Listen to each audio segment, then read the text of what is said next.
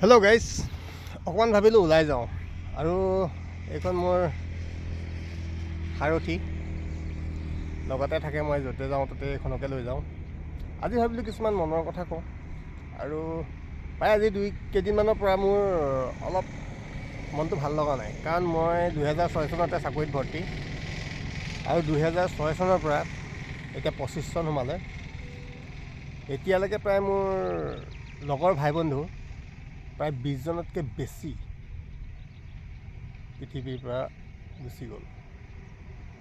দুজনমানে suicide কৰিলে, কেইজনমানে আপোনাৰ ড্ৰিংকছ কৰি মৰিছে আৰু কেইজনমান আপোনাৰ এক্সিডেণ্ট হৈছে। য'তেই থওক তেওঁলোকে ভালকৈ থওক, শান্তিৰে থওক, আমি তাকেহে ক'ব পাৰিম। কাৰণ যিসকল গ'লেই আৰু তেওঁলোকৰ ফেমিলি যাৰ যেনেকৈ আছে শান্তিৰে থওক, ভালকৈ থওক, তাকে সদায় কামনা কৰিলোঁ।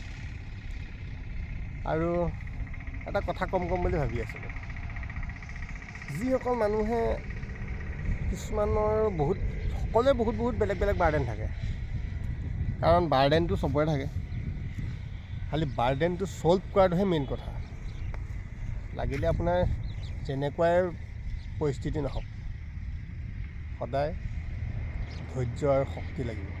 আৰু ধৈৰ্য শক্তি যদি নাথাকে তেতিয়াহ'লে মানুহৰ কিন্তু বিপদ আছে। আৰু যি মানুহৰ ধৈৰ্য শক্তি একদম কম, ধৈৰ্য শক্তি বোলা বস্তুটো যদি কম থাকে তেনেহ'লে সি ডিপ্ৰেশ্যনত যাব, আৰু ডিপ্ৰেশ্যনত যেতিয়া গুচি যাব তেতিয়া যি টি কৰিব পাৰে, ছুইচাইড কৰিব পাৰে, আপোনাৰ মেণ্টেলি প্ৰব্লেমো হৈ যাব পাৰে বেছি যদি কিবা হেডেক লয়। আৰু যিসকল আমাৰ বন্ধু চাই আছে তেওঁলোককো কওঁ, অলপ ড্ৰিংকছটো কমাই দিয়ক আৰু কেইদিনমান থাকিবলৈ চেষ্টা কৰকচোন, আৰু অলপ দিন থাকক, ভালকৈ চাকৰিটোও কৰক, ধুনীয়াকৈ চলি থাকক, পৰিয়াল আছে। কাৰণ বহুত মই দেখিছোঁ এতিয়া আমাৰ লগৰে এতিয়াও বহুতে ড্ৰিংকছ কৰি আছে।